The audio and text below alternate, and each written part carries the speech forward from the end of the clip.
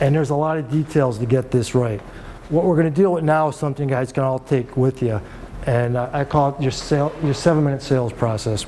And Lena and I were talking about this, and I talked about it with Archie, who's my recording guy here. And his actually is on here. It's going to be on this too, his version of it. I use this in my other business. It works perfectly.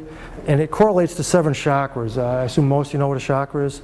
I'm not 100% sure what a chakra is, but it's your power centers in the body. And it makes perfect sense because if you're doing, and 7 minutes is a pretty short sales presentation, but if you touch all of somebody's energy centers, just think about it logically. What's the percentage that you're going to connect with them in a way where they have confidence in you and the product and their decision and buy?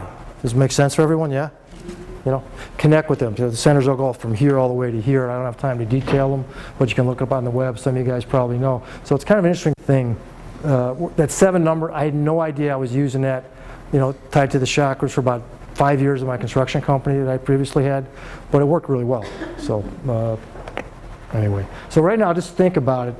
Think about the top 7 reasons someone would buy your product or has bought your product. If you're a new business, think of why they will buy, but it's existing business. Think about them. If you got time, write them down. If you guys a couple of minutes while we go on. It can be a mixture in this case of benefits and features, but you want to orient it towards the benefits, which is the reason the client would buy. You know, this gets again to the what I talked about before: a vivid statement, the finished result or outcome.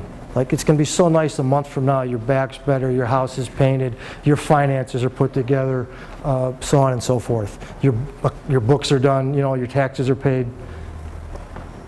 Strong request to buy. You got to ask them to buy. Now, I'll give you a little trick on this. If you have a really, really, really good dynamic sales presentation, that gets easier. Because sometimes they'll just say, where do I buy? How do I buy it? But you got to be hit all the chakras. You got to ask the right questions. You got to set it up right. Listen. You know, there's clues. You know, someone mentioned it before. I didn't hear it was in the back, but don't talk too much. You know, let them say something. There's an old adage in sales, and it's very true. As hardcore as it sounds, but after you ask that strong request to buy, usually who talks first? The adage used to be in the adversarial model loses. Meaning, if you talk after you ask the question, you're going to mess with them, and they're not going to buy. You want a good reason for it? Doesn't matter, it's just not going to work. Let them come up with something. Will they always buy after you ask the question? Not in this world, but there's something you can deal with. And then take the order. And the reason I talk about the 7-minute sales process is, for people who have a demo, this might be all you need. A lot of doctors use this, like chiropractors, holistic practitioners, and they have their people set up. But sometimes you forget what you should have, which is your full presentation. And so you fall back on it. Sometimes the client says, all I got is 10 minutes. And then you got to decide, do I go for it or not? If you have a mini version, I don't know if I've got any football fans here, but they use this in football. You know, some guys are really good at it. Some of the best quarterbacks, their 2-minute deal is better than many Bears quarterback has been since Jim McMahon, you know, so it can work pretty well. Here's some advantages of it.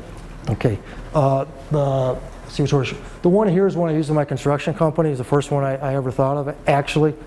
And then this is one for sales training. We're going to show a couple more. One is another client of mine. It's a martial arts school. Now, his school is called the 9 Heavens School of, so he used 9. I'm not sure if that's good or bad, but it made some sense in this case. Archie did this for his marketing company. It was one of the best ones I've ever seen. I'm going to show you something else. I'm going to have to cut through here, Arch. I'm just going to pass it around. I did a benefit statement for a client of mine who was also my Tai Chi instructor.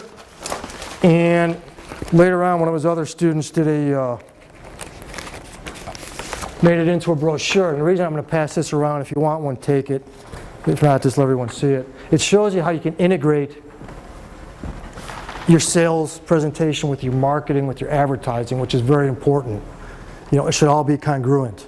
I'm assuming this makes obvious sense to everyone.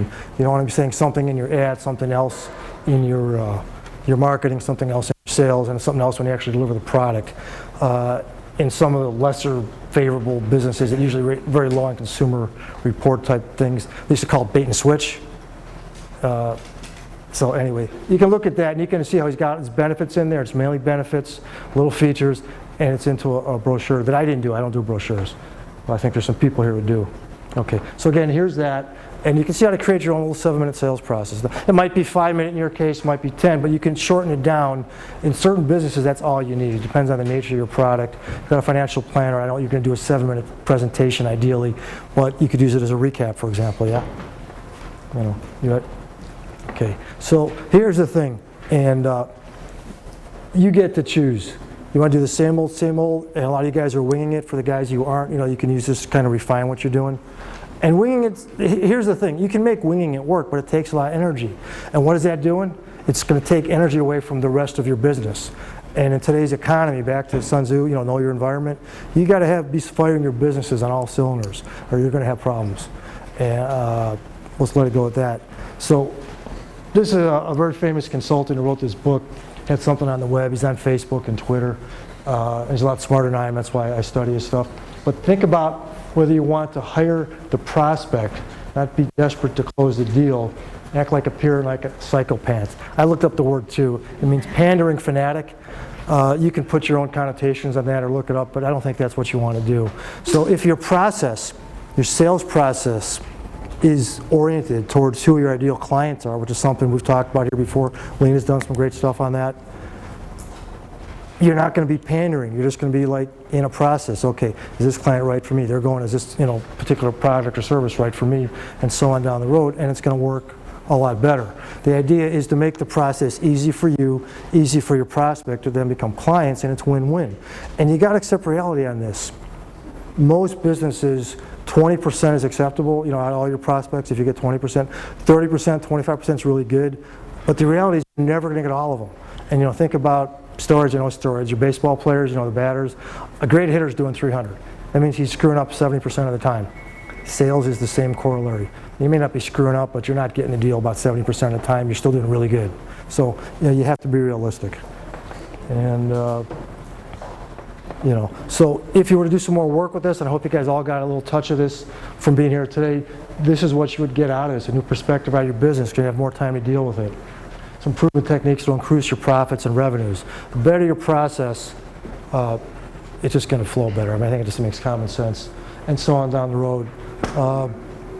What questions you guys have about how you can improve your sales process, or how this fits, or what doesn't work, or feedback, or just curious what your thoughts are.